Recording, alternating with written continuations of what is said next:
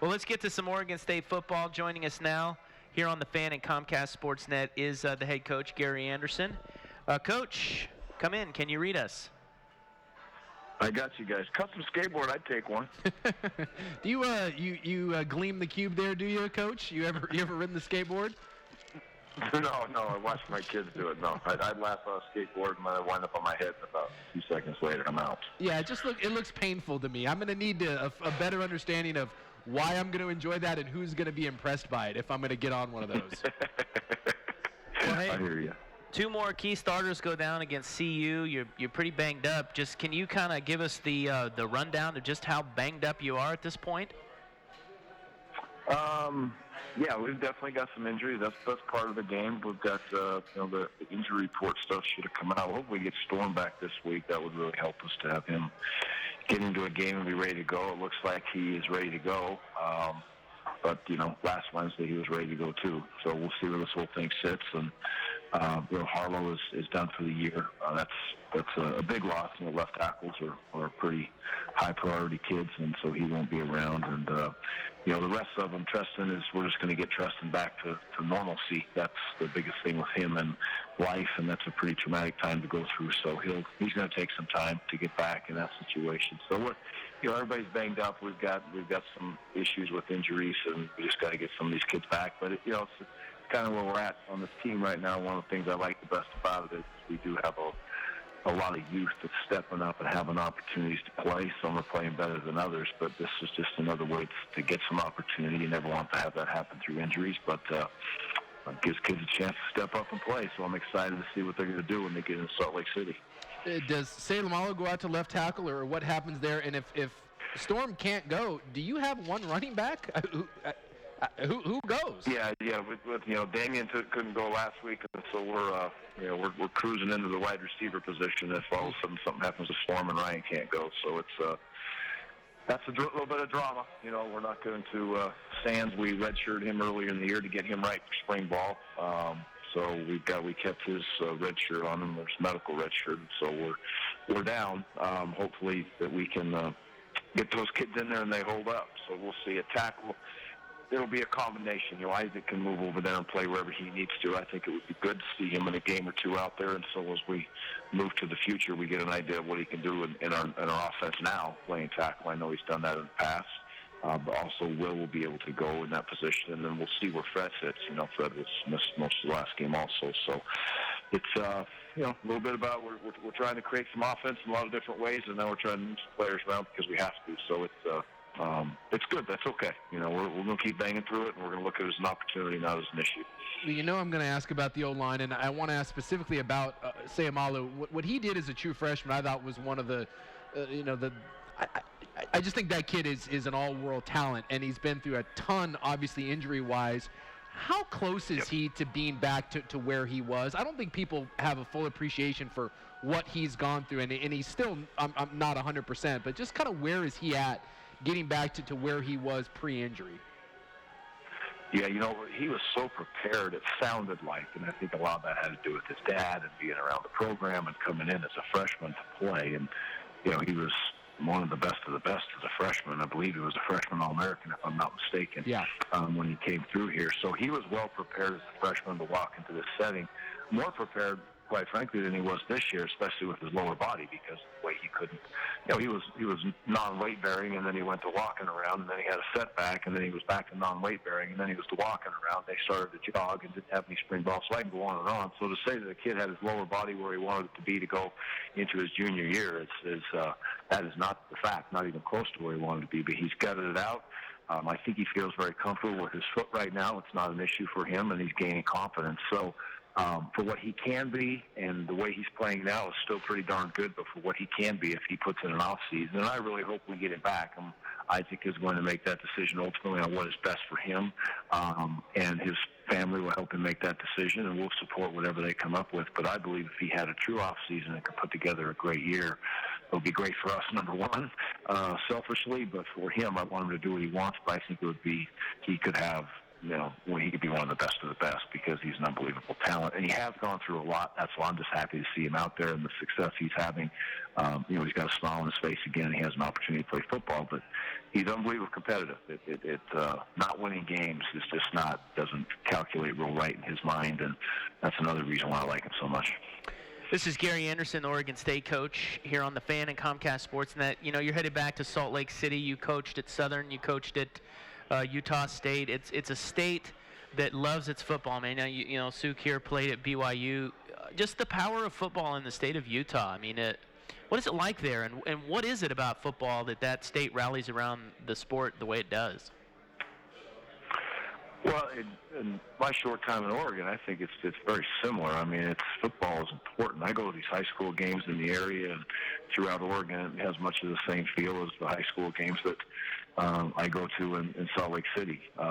Football is important. It's a big part of the kids' lives, and people want to be invested in it. There's 3 schools there that are very, very close: Utah State, Utah, and BYU, and they all have their own little niche now that's pretty good football in all 3 of those schools. So just like here in Oregon, there's 2 of those schools, and they're very close to each other, and it's a very intense rivalry as you go through time. So it's big time. Football's great. I think football is great in both of these states, and that's what makes the ability to be a coach special at one of these universities.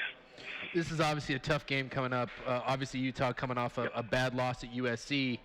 Is that almost kind of worse for you guys? That there's no overlooking you guys anymore. I'm assuming you're going to have Utah's attention after they just didn't play very well against USC. Yeah, I think we would, get their best shot regardless.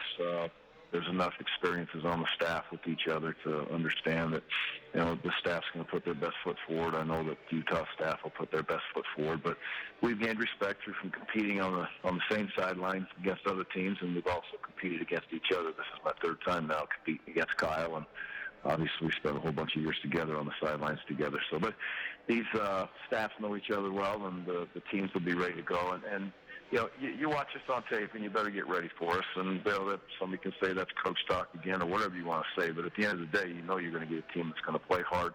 We all have our deficiencies, but you got to walk in there and play pretty good to have some success against us. And are we perfect? No, we're far from perfect, which we all know. But this group is going to go battle, and Utah will definitely respect that, and it'll help them prepare the right way, I'm sure. Well, the defense played well enough for you guys to get the W. I think, three and outs there in the 4th quarter to give your offense an opportunity. What was it about the offense where it just weren't able to get that drive? What wasn't clicking for you guys against Colorado? Well, if you look at this as a whole, that game is really what our offense has been as a whole. It's just our ability we just are going to shoot ourselves in the foot, and we have not been good enough to say, hey, we're going to hand the ball off here, we're going to run the ball down the field, or hand it off, throw it, play action, or whatever it's going to be down the field on a 12, 15-play drive and go score. That's hard to do with an offense that functions at a high level, and we find a way to shoot ourselves in the foot, and that's the most frustrating thing. Are we going to come back and be a great drop-back team? No, we're not, and we understand that. We get that. We have to do that at some times, but we have to move our quarterbacks around, do some different things. We're trying to do some things with Nick, but it's really concerning for me when we get into those situations and we have an ignorant penalty. We've talked about it. We've harped on it. It was a major, major problem in the past. We've addressed it. We sit back. We've been better at it. But we get into those crucial moments and we revert back to bad habits. And that's alarming. That's concerning. It's a huge issue. We'll never take strides that we want to take if we're going to get into those situations. It happened twice on huge plays in this game. And I get it. There's going to be a holding call, and those aren't always ignorant. But when it's an ignorant holding call, or when it's a late hit that doesn't need to take place, we need to belong in the moment. And I don't look at anybody but myself when those things happen. Obviously, I'm not doing a good enough job of coaching it and getting across to the kids. And as coaches, we need to do better. And as players, we need to accept the responsibility of not making knucklehead plays. And so that's concerning. But overall, as an offense, we're really just not that functional. And again, I look at Noah but myself, so I'm not talking about any kids. We need to get better. We need to work on it and continue to improve in all areas, and that will give our offense a chance to score. We've put 6 decent quarters together on defense. Still a lot of room for improvement in that area, but I'm proud of the way they're they're working on defense. I think we'll get a little bit better. We'll be mightily tested this week by a very good offense that has the weapons you need to be able to succeed in the Pac-12. Hey, one other question that popped into my head. The big story in college football today is Jerry Kill, the coach at Minnesota, stepped down due to health issues. His doctors recommended it. Sounds like you saw that. I wanted to ask you, it's hard not to get too caught up in your job. It is a grind. You're working your tails off. How hard is it not to get too caught up, and in what ways do you manage that for yourself? Well, first of all, Coach Kill, I've competed against him for the last 2 years in a very important game, a rivalry game. And he's a great person, so I wish him all the best. And, how I maintain it, I've learned over the years. I've had my own little issues as we've gone through time here as far as to making sure that I take care of myself and get a little bit overwhelmed. It's hard in these years to do it. And I've got, quite frankly, a bulldog with my wife looking over the top of me, and she's kind of getting all over me right now every single day, making sure that I am doing things right. I think about it, but I don't really care about it. And that's the problem that I have as far as, right now I don't really care about taking care of myself, and that's not good. At least I can admit my problems, I suppose. But she's all over me, making sure that I try to do things right and not get so overly consumed with it. But it's just the way, it's just my makeup. I think it's many coaches' makeup, because the care factor is so extreme. As you get to this point in the season, it's frustrating when you haven't had success.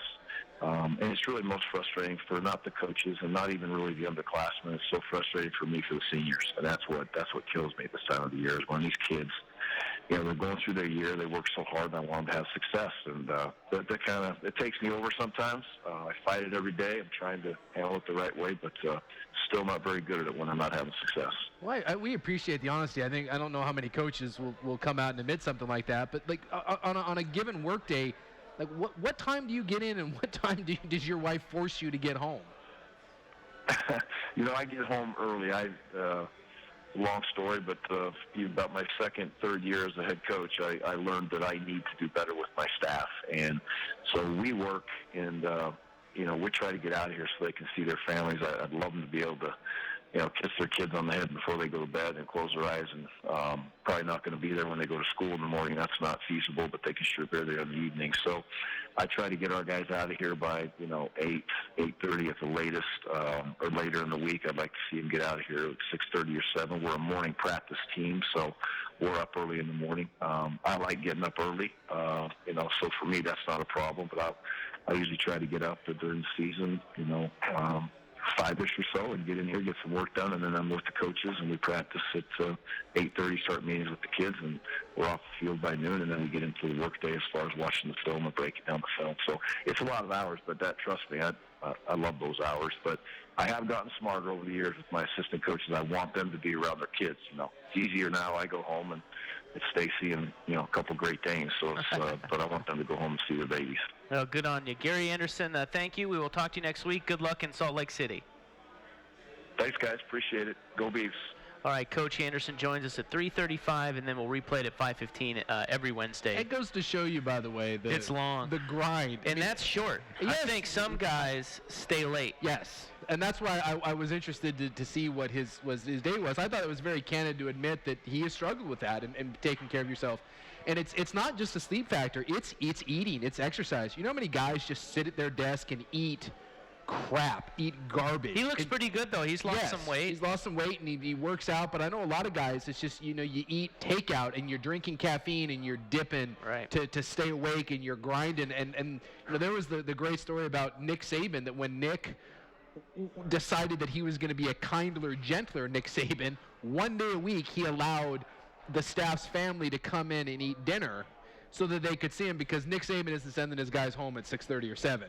Those guys are there. And when I was in the NFL and I'd see John Gruden, he would be there at 4 or 5 in the morning and wouldn't leave until 1 or 2 in the morning. I mean, it's that mentality that consumes these guys. Well, I wonder too, and we got to go, but I wonder too if you do get home early and you do get to see your kids and family, how present are you? Yeah. You've been working all day. Well, that's the Urban Meyer thing. When he went through that, his family, I remember seeing interviews saying, even when you're here, you're not here. Yeah, it's a tough job. Gary Andersen, Oregon State football coach, every Wednesday here on the Fan and Comcast Sportsnet. We're going to get to our big survivor pool picks for the week. coming up soon. So stay tuned. Isaac and Suk, we're at the Lloyd District, Buffalo Wild Wings, for the Blazers tip-off tonight against New Orleans. This is 1080 The Fan. Last week. Yeah, that's as big of a dig as a coach is going to take publicly on a player. You can hear it, and you can hear it in his voice. But he, when he talks about him, he knows that he needs him out there, and I don't feel like he's he's cutting the kid down or anything. I just think there's some genuine frustration there, and realize that if he doesn't go, you've got one guy, you've got one running back right now. Yep. Yeah. And he's banged up. He's banged up, and he's more of a bruiser. I don't know if he's your every down guy. He's kind of a plow horse, but I mean, Gary Andersen talked about it. Then you're going into the receiver ranks. Yeah, not good. You just don't have it. Hey, I said this last week, and I said it the week before, and I'll say it again this week. It's going to be a long week for the Beavers. Yes. I think they're in for it in Salt Lake. You've got a pissed-off Utah team. Actually, I didn't say it last week. It was Washington State, and then what was the game before that? Arizona. So 3 out of the last 4 weeks, it's not looked good. And going on the road, the schedule doesn't get any easier. Utah's pissed off. Yeah, you're gonna get Utah's best look, and Utah is a very, very physical football team. This could be a long week for the Beavs.